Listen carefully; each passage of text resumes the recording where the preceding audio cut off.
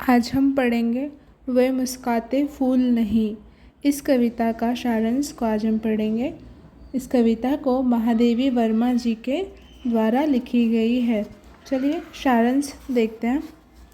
महादेवी वर्मा एक आशावादी कवित्री हैं। ये छायावाद के अंतर्गत प्रभावमान रहस्यवादी धारा की कवित्री के रूप में प्रसिद्ध रही है।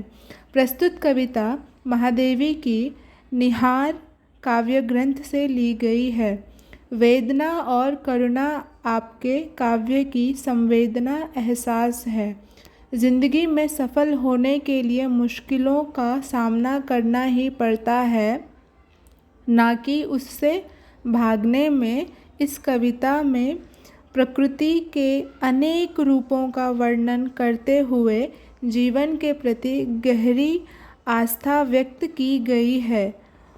कवि अपने परमेश्वर परमात्मा से कहती हैं कि हे देव, मैंने सुना है कि तुम्हारे लोक में फूल हमेशा खिलते रहते हैं।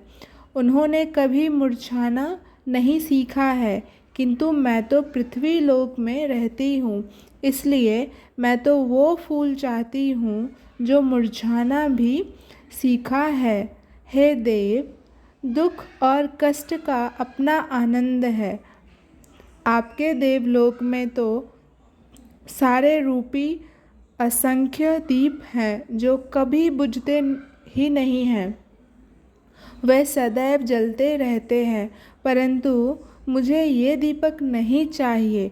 मुझे तो वो मिट्टी के रूपी दीपक अच्छे लगते हैं जो संघर्ष में जलते रहते हैं, जो दुख और सुख से युक्त इस संसार को प्रकाशित करते हैं।